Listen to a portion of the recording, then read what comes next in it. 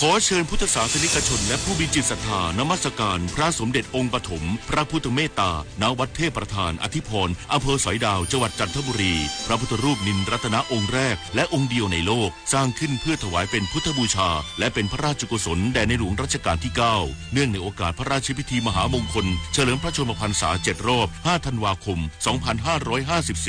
ร่วมเป็นส่วนหนึ่งในการสืบสานศิลปะพุทธศาสนาแห่งภาคตะวันออกสักการะได้แล้ววันนี้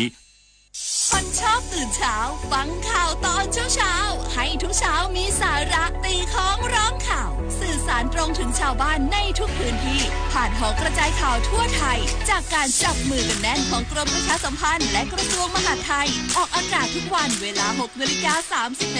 ถึง 6:45 น.ในรายการข่าวยามเช้า FM 92.5 เมกะเฮิรตซ์ทางสถานีวิทยุกระจายเสียงแห่งประเทศไทยและเครือข่ายทั่วประเทศท่าอากาศยานสุวรรณภูมิได้รับรางวัลสนามบินยอดเยี่ยมอันดับ 2จากการประกาศผลรางวัล Destination Leader Choice Award 2025 ผู้โดยสารทั่วโลกให้คะแนนพึงพอใจทั้งสิ่งอำนวยความสะดวกและความปลอดภัยนายจิรายุห่วงทรัพย์โฆษกประจำสำนักนายกรัฐมนตรีเปิดเผยว่าท่าอากาศยานสุวรรณภูมิของไทยได้รับการจัดอันดับให้เป็นสนามบินยอดเยี่ยมอันดับ 2จากการประกาศผลรางวัล Destination Leader Choice Award 2025 ซึ่งรางวัลดังกล่าวได้จากการลงคะแนนของผู้อ่านนิตยสาร Destination ซึ่งเป็นนิตยสารท่องเที่ยวชั้นนำในภูมิภาคเอเชียแปซิฟิกมุ่งเน้นนำเสนอเรื่องราวและข้อมูลเกี่ยวกับประสบการณ์เดินทางที่มีคุณภาพสูง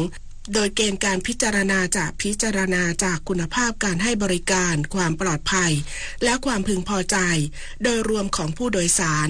รางวัลนี้สะท้อนให้เห็นถึงความมุ่งมั่นในการพัฒนาคุณภาพการให้บริการและสิ่งอำนวยความสะดวกต่างๆเพื่อตอบสนองความต้องการของผู้โดยสารจากทั่วโลกสำหรับรางวัลดังกล่าวถือเป็นความสำเร็จที่เป็นรูปธรรมตามนโยบายของรัฐบาลและข้อสั่งการของนางสาวแพทองธารชินวัตรนายกรัฐมนตรีที่ได้สั่งการให้พัฒนาสนามบินอย่างต่อเนื่องเพื่อเพิ่มศักยภาพของท่าอากาศยานสุวรรณภูมิให้เป็นศูนย์กลางการบินระดับโลกต่อไปและเพื่อให้ประเทศไทยกลายเป็นศูนย์กลางด้านการท่องเที่ยวและการบินของภูมิภาคจังหวัดประจวบคีรีขันธ์แจ้งเตือนทุกอำเภอเตรียมพร้อมระวังอันตรายจากพายุฝนฟ้าคะนองคลื่นลมแรงในช่วงสภาพอากาศแปรปรวนวันที่ 16-20 มีนาคมนี้นายสิทธิชัยสวัสดิ์แสนผู้ว่าราชการจังหวัดประจวบคีรีขันธ์เปิดเผยว่าขณะนี้กรมอุตุนิยมวิทยาได้ออกประกาศแจ้งเตือนระวังอันตรายจากสถานการณ์พายุฝนฟ้าคะนองลมกระโชกแรงคลื่นลมแรงและอุณหภูมิลดลงจากสภาพอากาศที่แปรปรวนในช่วงวันที่ 16-20 มีนาคมนี้โดยในส่วนของพื้นที่ภาคใต้จะมีฝนเพิ่มขึ้นและมีฝนตกหนักบางพื้นที่คลื่นลมบริเวณอ่าวไทยตอนล่างมีกำลังค่อนข้างแรงโดยมีคลื่นสูง 2-3 เมตรดังนั้นจังหวัดจึงได้มีหนังสือแจ้งเตือนไปยังทุกอำเภอและองค์กรปกครองส่วนท้องถิ่นให้เตรียมความพร้อมเฝ้าระวังอันตรายที่อาจจะเกิดขึ้นในพื้นที่โดยให้หน่วยงานที่เกี่ยวข้องออกประกาศหรือติดตั้งสัญญาณบริเวณชายฝั่งในช่วงที่มีคลื่นลมแรงปักธงแดงแจ้งเตือนนักท่องเที่ยวห้ามลงเล่นน้ำทะเลพร้อมแจ้งเตือนการเดินเรือโดยให้ชาวเรือผู้ประกอบการเรือโดยสารระมัดระวังการเดินเรือหากมีสภาวะคลื่นลมแรงในทะเลห้ามการเดินเรือโดยเด็ดขาดเพื่อความปลอดภัย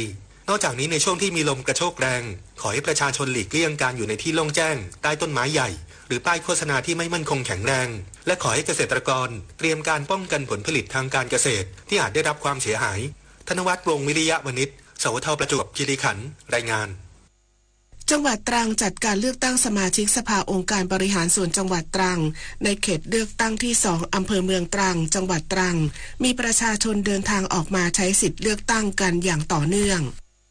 ตามที่ผู้อำนวยการการเลือกตั้งประจำองค์การบริหารส่วนจังหวัดตรังได้ประกาศให้มีการเลือกตั้งสมาชิกสภาองค์การบริหารส่วนจังหวัดตรังเขตเลือกตั้งที่ 2 อำเภอเมืองตรังจังหวัดตรังใหม่โดยได้กำหนดวันเลือกตั้งในวันนี้ระหว่างเวลา 8 นาฬิกาถึง 17 นาฬิกาเนื่องจากผลการนับคะแนนเลือกตั้งของผู้สมัครเมื่อวันที่ 1 กุมภาพันธ์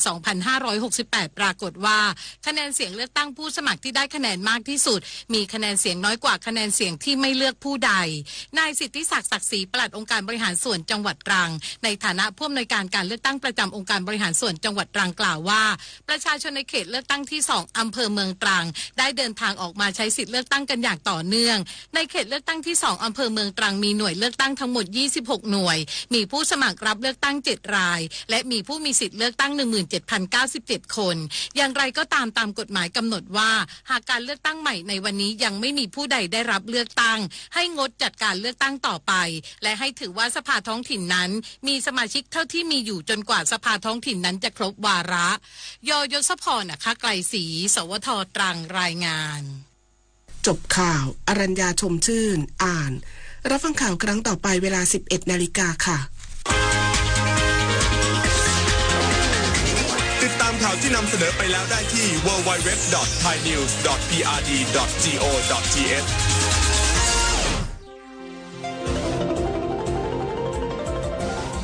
วิทยุแห่งประเทศไทยให้ความรู้คู่ความสุข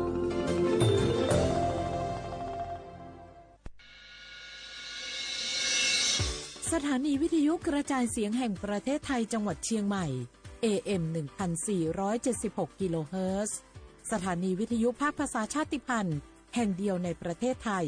ที่มีความทันสมัยเชื่อถือได้สร้างอัตลักษณ์กลุ่มชาติพันธุ์สู่สากล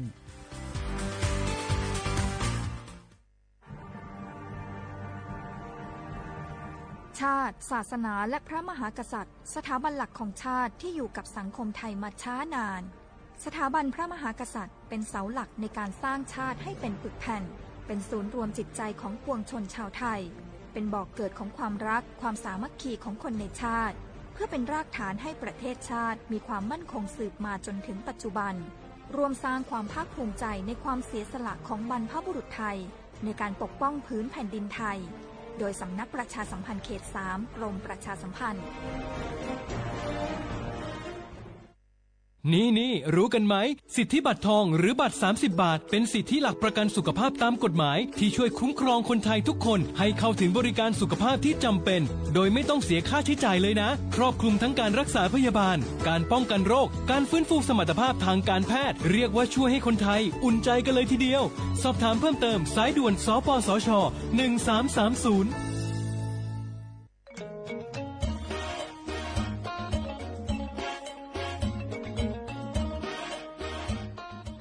ลุงปีนี้ฝนแทบจะน้อยแหมแล้วนะครับแน่ผมแทบจะบ่รอดจะยิ่งจะได้ดีแม่นแล้วพอเข้าหน้าแล้งน้ำก็น้อยจะอีกูปีเขาต้องเตรียมตัวกันให้ดีๆเนอ้อต้องเตรียมจะได้ครับลุงก็ขุดอ่างเก็บน้ำไว้ใจแถมบ่ปอปลูกผักปลูกไม้ที่ทนแล้งกับใจน้ำน้อยตัวอย่างถั่วดินกับมันสำปะหลังขอบคุณนักๆนะครับลุงผมจะลองแย่ตามที่ลุงบอกแล้วก็จะเริ่มปลูกพืชที่ใจน้ำน้อยตามที่ลุงบอกครับเตรียมพร้อมรับมือกับภัยแล้งเก็บน้ำใช้อย่างรู้คุณค่าและปลูกพืชที่ใช้น้ำน้อยเพื่ออนาคตที่ยั่งยืนสำนักประชาสัมพันธ์เขต 3 กรมประชาสัมพันธ์เกษตรกรบ่แน่บ่นอนบืดหายบืดดีพืชผลเฮามีบางครั้งบางทีราคาบ่แปรใครๆก็รู้กันถุงยางอนามัยพกเอาไว้ช่วยได้ช่วยป้องกันโรคอันตรายที่มากับเพศสัมพันธ์ทั้งซิฟิลิสหนองในเอดส์ไวรัสตับอักเสบบีหรือแม้แต่มะเร็งปากมดลูกช่วยป้องกันถ้ายังไม่อยากมีลูกหรือท้องไม่พร้อมตอนนี้แต่ที่ยังไม่รู้คือไม่ใช่สิทธิ์บัตรทองก็มีสิทธิ์ขอรับถุงยางอนามัยได้รวมถึงยาคุมกำเนิดฟรีสิทธิประโยชน์สำหรับคนไทยทุกคนสอบถามเพิ่มเติมสายด่วนสปสช1330ตลอด24ชั่วโมง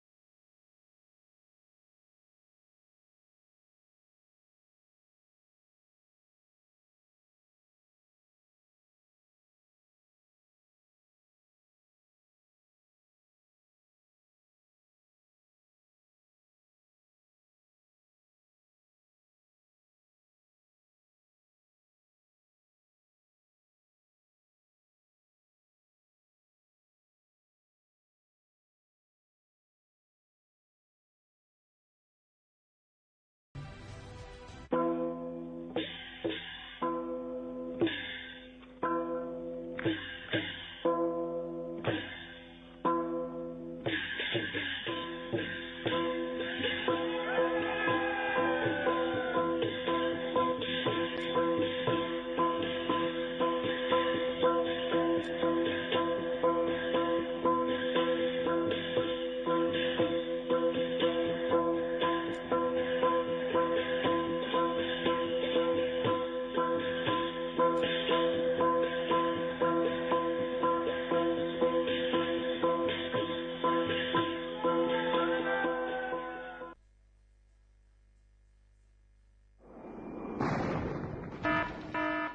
จดอนเก้งใหม่ย้อนตั้งโฮมมือกูฝ่ายเงื่องแวลองเผาป่าไม่ถึงคือไห่สวนตอนตาที่ลดย้อมหมอกก้อนกล้องในจันล้มจอมหนังคอปืนเผาไว้หนังฮือเตกุ้มทิ้งลองเผาในหลายๆพื้นที่โดยอำปันเผาสังเสอิดตาที่เฮ็ดเฮาจันล้มอำมิกหมอกก้อนกล้องก้อนโม PM 2.5 เตเอาเนื้อวันที่1เดือน1 2สิงหาปากปลาย68ต่อถึงวันที่15เดือน5 2สิงหาปากปลาย68สั่งว่าหลูไลเผาในจึงเตไลล่มเสียนหมายย้อนขว้างตีแอปพลิเคชันไฟล์ดีเลยอยู่ค่ะสั่งป่นเป็นเดญ่าตามตกคอกแลไม่ตามเงื่อนอำป่น2เหงหาปากวัดอำนั้นตั้ง2อันเก้งใหม่ปันเฮียงดาได้ใจเทคโนโลยีดาได้เพียวกวยอยู่ยุกยักแลไม่ดอกในให้ในสวนหนังหือลองเผาป่าไม่เตลดย้อมและเฮ็ดให้สภาวะฟิงตื้นเป็นจึงเสรีดาดยินยาวข้าวหึงสังทบหันลองเผาในปืนตีหามเผาอำนั้นทบหันคนเฮ็ดพิษกับสืบเติงลาดกว่าเลยดี0531128808อำนั้น191ไหล่24โจมองค่ะตรงวงก้นเฮาเตลอดเพ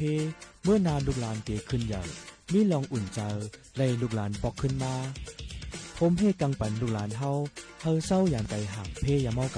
ำผมมือกันเป็นแห้งอ่อนเฮกังเพอันห้ายลงยาเมากำโดยตรงวงก้นเฮาหากูก็ตรงวงก้นลอดเพอ่อนโฮมมือเฮ็ดสร้างตาเมื่อนาลูกหลานเฮาขึ้นสูง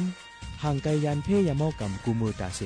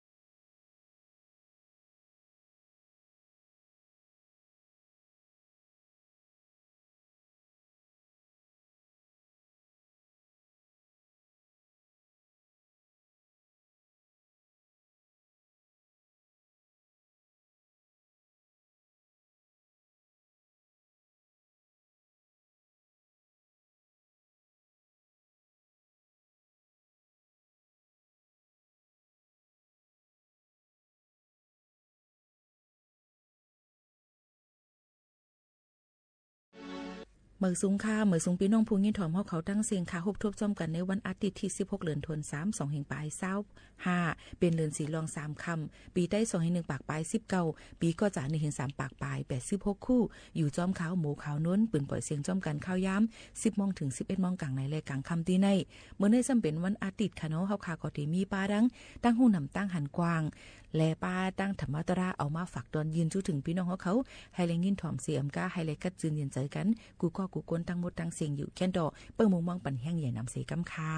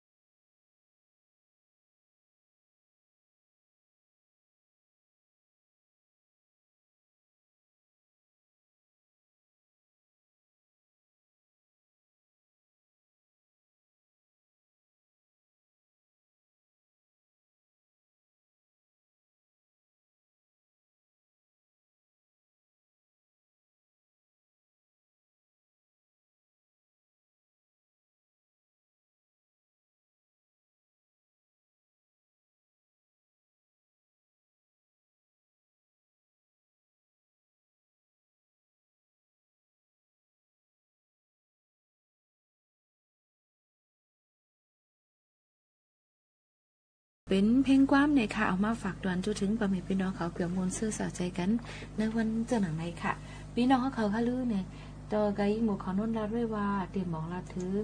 เกี่ยวกับไปลองเปิ้นหู้นะคะกูลองกูอันหางเฮียนมาฝากตอนจนถึงประเมพี่น้องเขาในวันมื้อในนั่นนะคะก็ได้มีหลายรองค่ะเกี่ยวกับไปลองตั้งกินตั้งย่ามเกี่ยวกับไปลองตั้งอันเฮาค่ะกินปันตั้งกินหนังหือมันบ่ได้อำตุ้มเตอป้ายอยู่ลีเฮาค่ะนั่นนะคะก็ขยันฝากตอนจนถึงพ่อแม่พี่น้องเฮาเขาค่ะนะ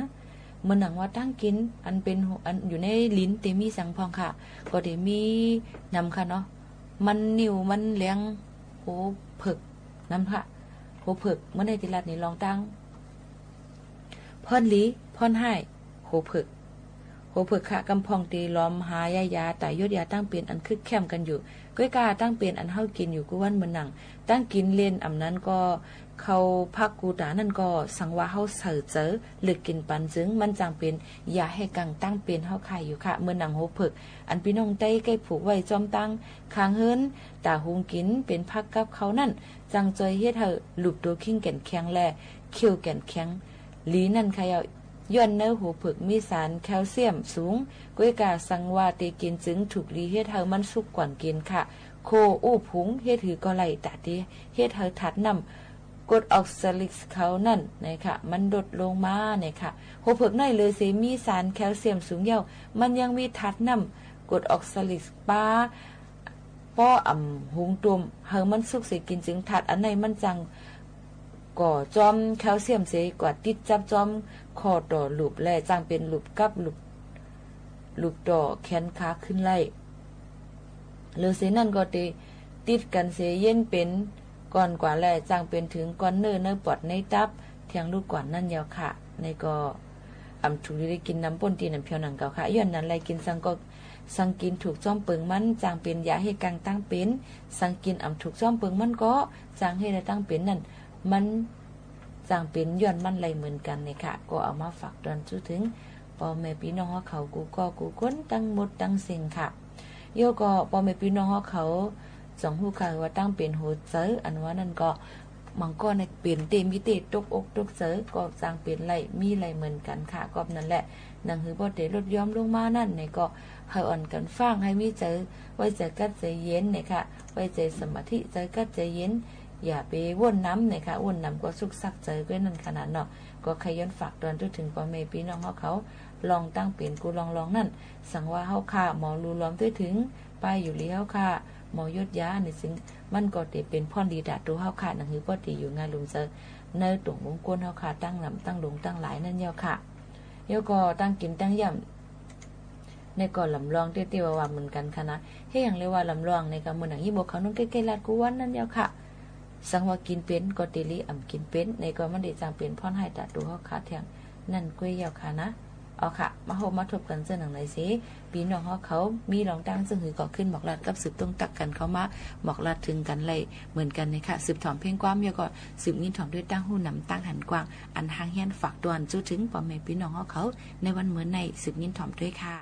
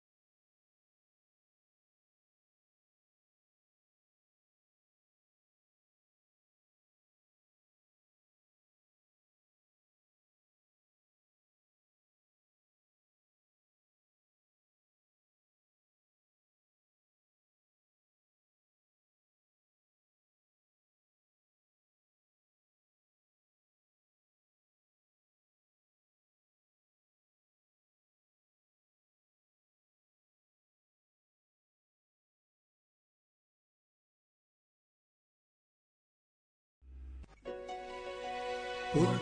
ธัมสรณังคัจฉามิธัมมังสรณังคัจฉามิสังฆังสรณังคัจฉามิอาจารย์ที่มาลาลาปะมีเก่าตัวประวัติขั้นทางด้วยกันไงอาจารย์เป็นเก่ามาหน้าเก่ามีเรือพักอะไรที่สามก็เป้าว่าเขาสามก็แหละถามจุดแม่สายอันใดนะอาจารย์นามนาไว้เก่ามีเก่าไว้เมื่อกวนเนี่ยเมื่อผิวฝึกมีอยู่มีเก่าไว้เก่าไม่ไปละกลับมาจะหากลับมาเลยอยู่จับอายุอาร่วมกับมาหาเปิงไปกับมาเลยนะกามาเดินห่างสองเสียงสามอายสี่อัตถาเลี้ยมผู้ห้าที่เจออันดีก็ไปเนี่ยขย่าดีเนี่ยไปก็ไปเนี่ยอันดีกว่าเจ้าจางเซี่ยวเนี่ยก็ยุ่งเนี่ยนางก่อนเนี่ยก็บอกว่ายุ่งนี่ก็พัดป่าเดิมตาให้ไปหาขนาดตาแค่นั้นดีครูก็เขาไปยี่นั่นเก่าคนอย่างว่าเขาไปจุดนมอาความเยี่ยมเชื่อว่าใครเลี้ยงยี่อันเองใครเก่งสักวันเนี่ยเขาเนี่ยว่าอารมณ์กับมาอารมณ์กับหน้าเป็นของไปกับมาจันทร์เป็นของอัตตาที่บางนาแล้วก็ตับกว่าเลยเมื่อผีเมื่อกวนเนี่ยแปดสีฟูมันเป็นของมันเอาเงินไม่ได้เจเก่าได้เก่าเนี่ยอาจารย์ที่เป็นนาเบิดเป็นมาหน้าเก่าให้ปีจ่ายในเมืองกวนเมืองผีอัปราหิวมีหรือป้าจันหาบอกว่าอมุจักอาณาจักรอมุจักทุกข่ายย่างหนอย่างดีกว่าจอจางเซลเขาอยู่มาอันนั้นเป็นช้างพัฒป่ารวมดีน่ะอ้วนน่ะแต่ที่หาทุกข่ายอย่างนี้เป็นทุกข่ายอันนั้นมาอะไรมาเลยดูป้าจันหานางไปจุกนวลอันนั้นเป็นทุกข่ายจะหมดเพราะมันหันทุกข่ายจะเป็นเก่าเป็นดูป้าจันหาเก่าเนี่ยท่านไปตายเก่าหน้าตายเก่าหน้าเป็นมาหน้าเป็นเก่าตีเบบันกว่าเมื่อช่างก็กว่าน้ำมันดูกันแนมเอากระจังอากาศกระจังปิญญาณกระจังอาคีกระจังนี่ว่ากระจังญาณกระจังช่วยช่างหลานช่วยให้มือรูปบ่มีหาบ่มีเสียงบ่มีอายบ่มีอาจารย์บ่มีอันเจ้าจ้าเนี่ยก็เป็นทุกข้าขันใจอยู่กินมือยาวเพราะว่าอันเบี้ยวเนี่ยตั้งทุกข้าอย่างนี้มีแต่ผู้หลายกว่าสิ่งหยาดกว่ามีความใจที่จะหลับใจมันจางเท่าเท่านะเวทนาก็ทำให้นั่นก็มีความใจจะมีสันนิอยู่มีอยู่ในความอันกาจะฮับมาสังเพราะอารมณ์อันมาหกเปลือนดีไม่ใช่จะฮับในเวทนาจังเลยครับมีความใจท่านเป็นเก่าอยู่เพราะว่าอายุบ้านเนี่ยเพราะเป็นเก่าท่านมาเก่าเนี่ยคุณใจว่าเป็นเก่าแล้วท่านเป็นไม่ก้อยเลยตายก็เป็นมันเนี่ยอาจารย์เนี่ยเพราะอาจารย์เนี่ยนี่พยายามบอกกับมีไม่ขาวพยายามเก่าเบี้ยเก่าอาจารย์เนี่ย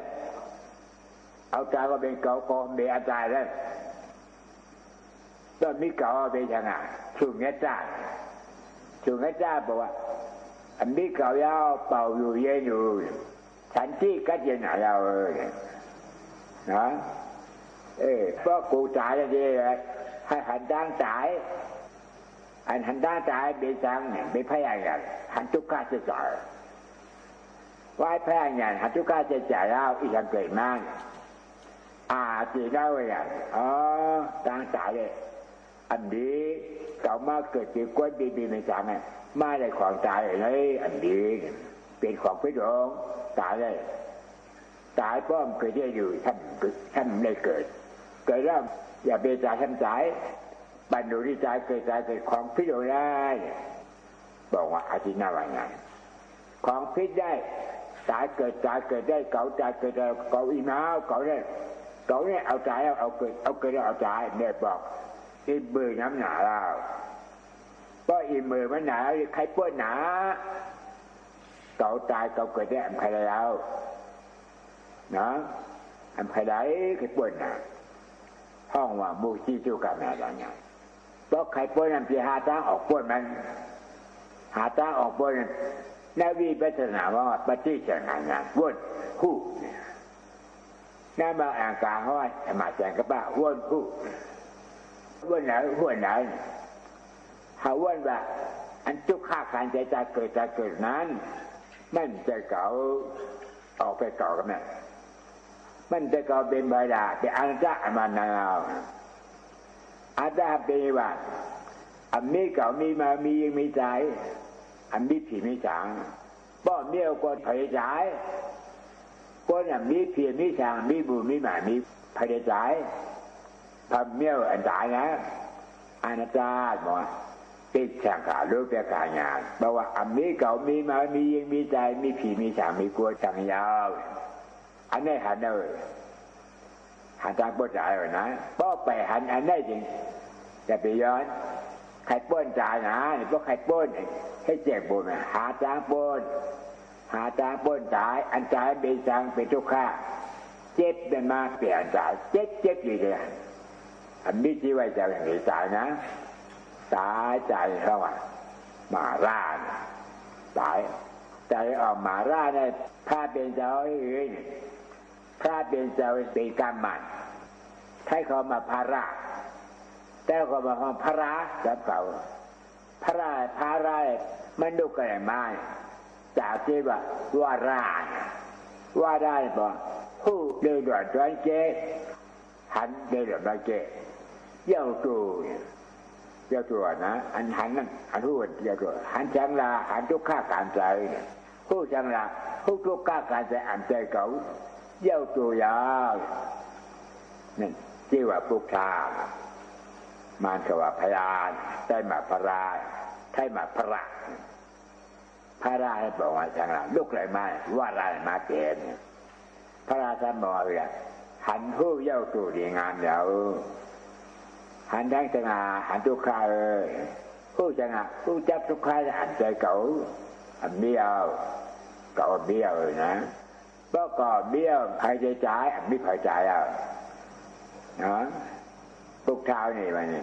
ปัญจมาเรจีนาทีที่จีนอยให้ของปุกษาหันผู้นะปัญจหาเปิงเจงเด่นมาเร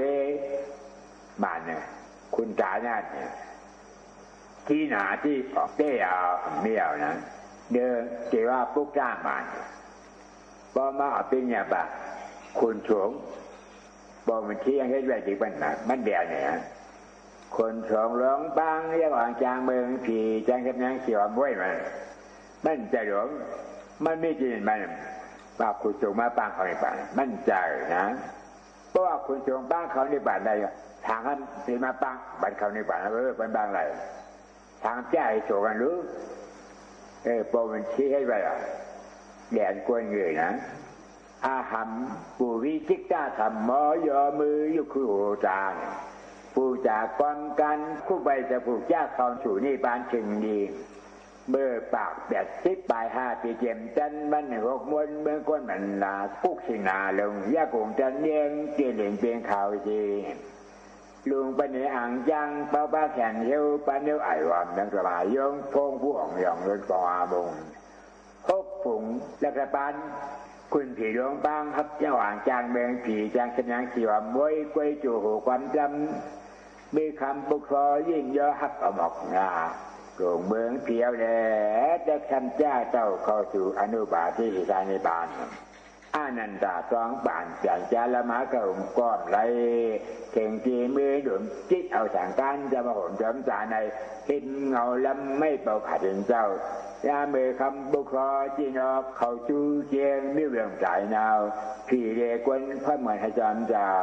การเดินไหนการเดินไม่ว่าจะกระหอยก็มาป้างป้องมันได้อยู่ปากเท้าปีกานะมันได้นะไม่ดีปงมันนะป้างออกได้ป้างให้ใจก่อนได้อันได้เราคุณจงป้างมาป้างให้เจ้าเขานี่ป่านมั่นใจนะคุณจงว่ามีกันไหนนะมีกันไหน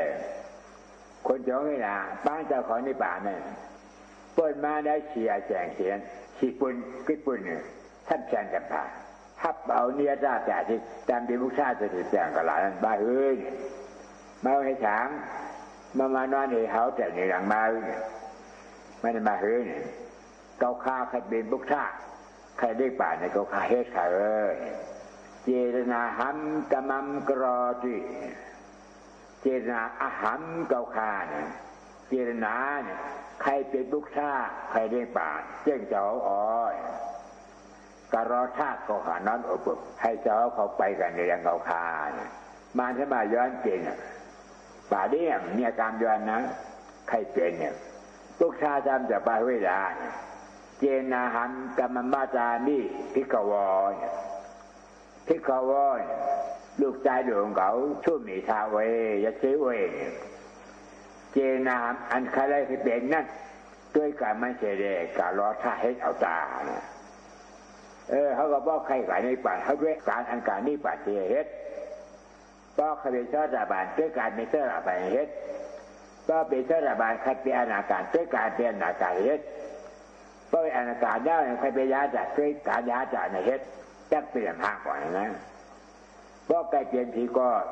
ด้วยการผีเฮ็ดการจัดเป็นผีเป็นชนะชี้เสียหาเด่นทำพักกันเดียวพุทธัมสรณัง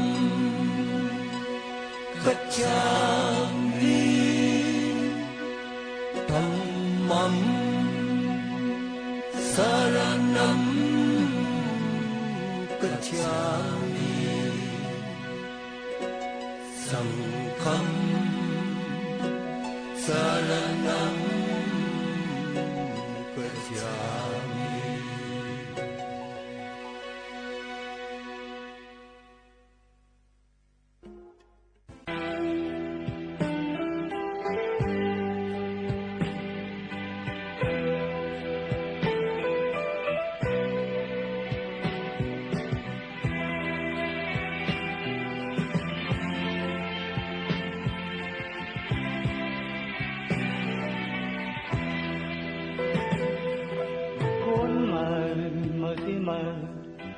nước đen tem sờ đi tay xê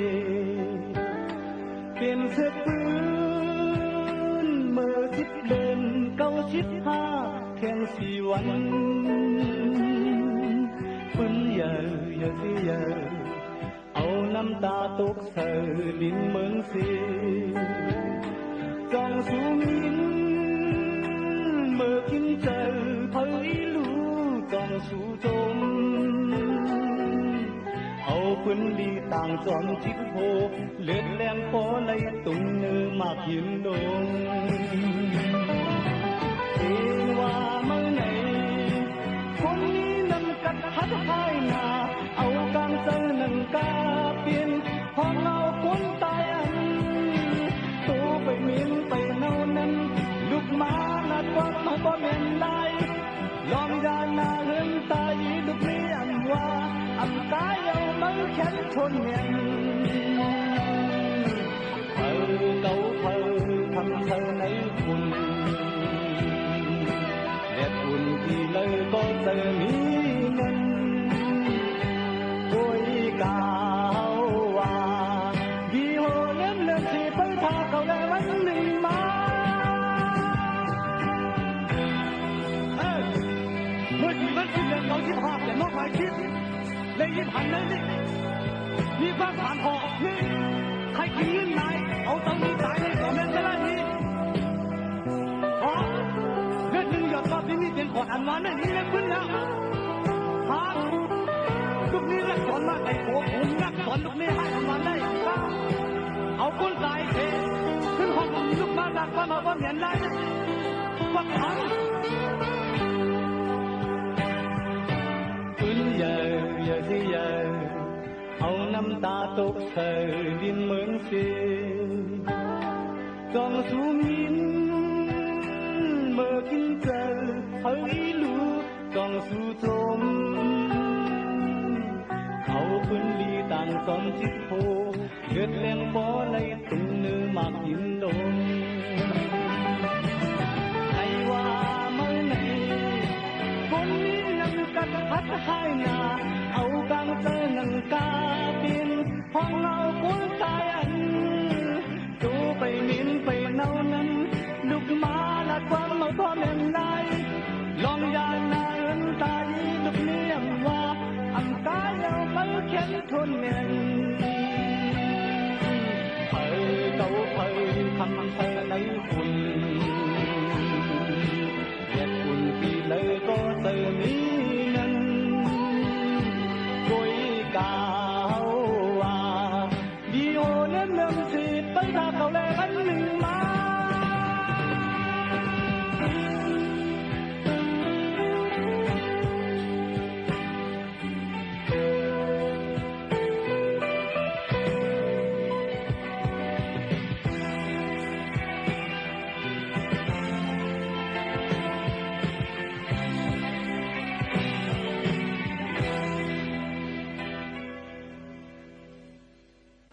เฮาค่ะมายินถ่อมด้วยเยื่องอันแลโจปันในค่ะลองปืนหูป้ายหันมาฝากดวนสู่ถึงพี่น้องเขาในวันเมื่อในค่ะเยื่องอันแลโจปันอันว่าในก่อก้นเฮากูก็เดเลยหันไว้น้ำนักลองใหญ่เลอเสียต่างลองต่างปึงอยู่ค่ะก้นก็อันไว้น้ำนักดังเยื่องอันเจ้าเก่านั่นในเพราะว่าโจจัดปานในก็เดเลยหันลองคืนใหญ่มนเซอร์ในตอนแต่เพราะว่าจัดหน้าปานลื่นก็เดเลยหันลองคืนใหญ่มนเซอร์อยู่ค่ะ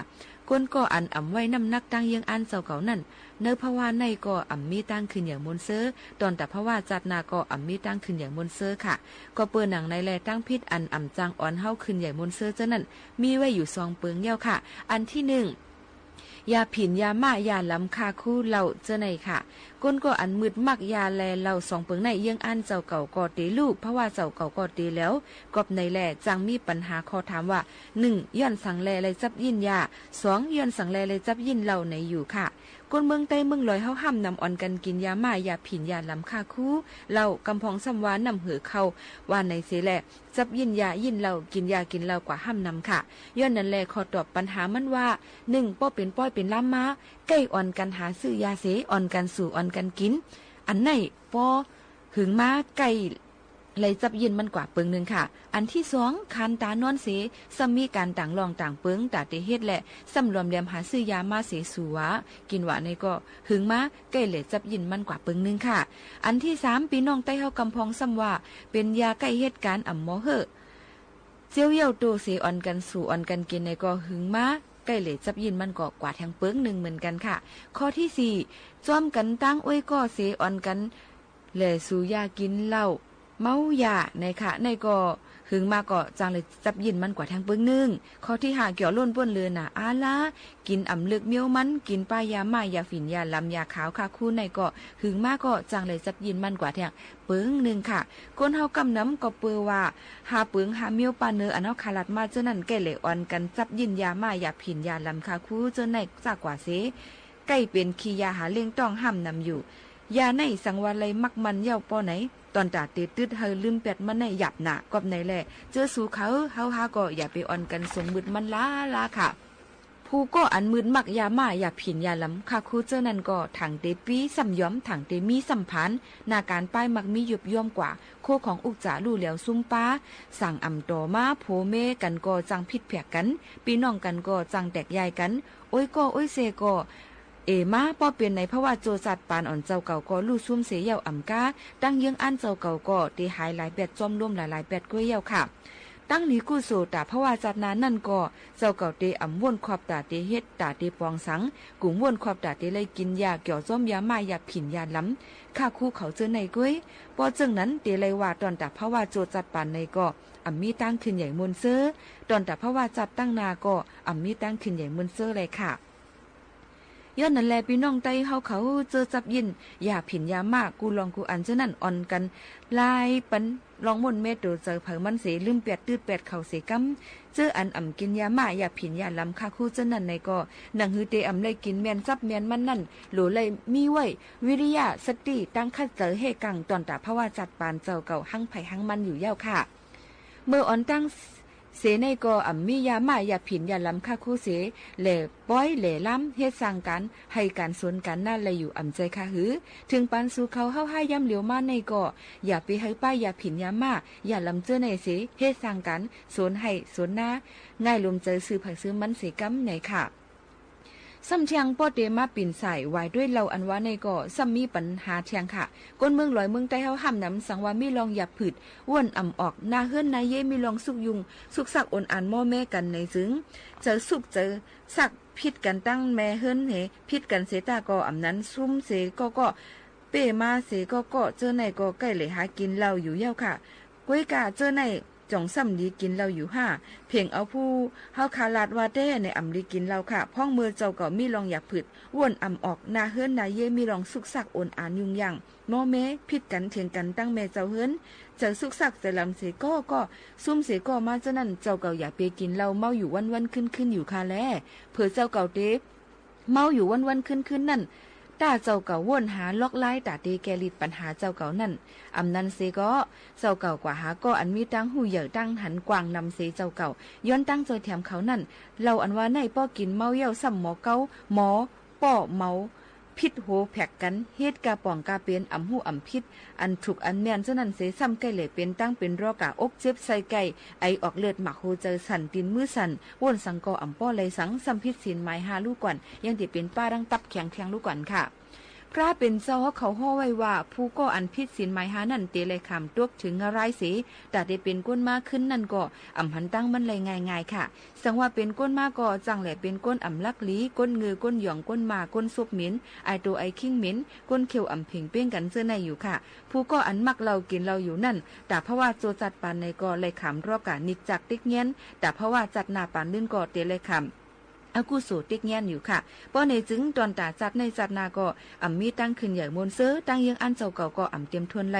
กอบนั้นเจอสูเฮาหาพี่น้องตั้งมดตั้งเสียงหนังหือตั้งยังอันเผามันป้อเตรียมทวนไหลเสมีลองหางหลีกึกปื้นซื้อเผาซื้อมันนั่นในก็หลูออนกันเวเป็ดลองยาเมากำลองเราเจอในสังเจ้าเก่าเวเป็ดลองยาเมากำลองเราในเย่าในซึ้งเจ้าเก่าซ้ำมียังอันสังก็เจ้าเก่าคัดใจให้สร้างกว่าตอนตาโจจัดปานเจ้าเก่าเตขึ้นใหญ่มนเซอนั่นก้วยกาเจ้าเก่าอย่าไปลืมเหตุการณ์ตั้งนี้กู้สู่จัดในแลอีกจัดหน้าสังเจ้าเก่าเหตุการณ์ตั้งนี้กู้สู่นำเส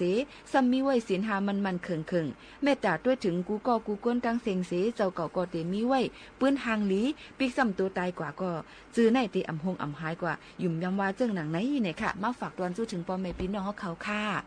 เลยผัดยันกันเยี่ยวค่ะนะจ่องขึ้นมาหกมาทบจอมกันเที่ยง AM 1476กิโลเฮิรตซ์จอมขาวผู้ปืนเผาและผู้จัดรายการยิ่งหมกขาวนุ่นค่ะย้อนสู้ปันปู่หมอนคิงนายลุงปานหน้าอาปีน้องๆเขาตั้งเสียงตีจำตีไก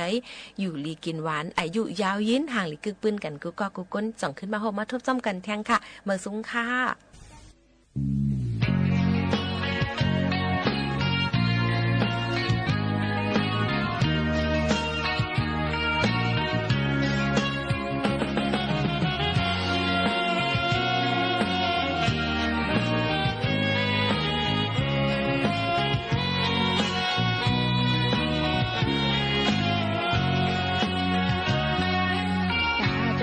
เป็นลิขิตอยู่ดูปียามเย็น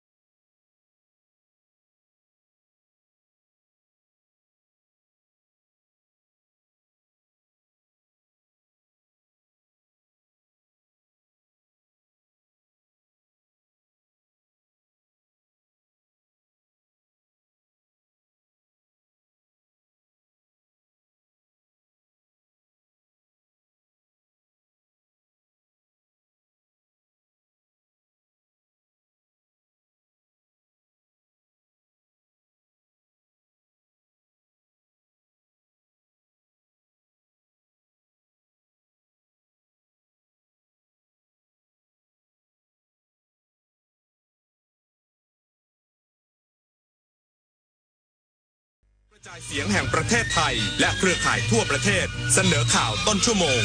รู้เร็วรู้จริงเกาะติดทุก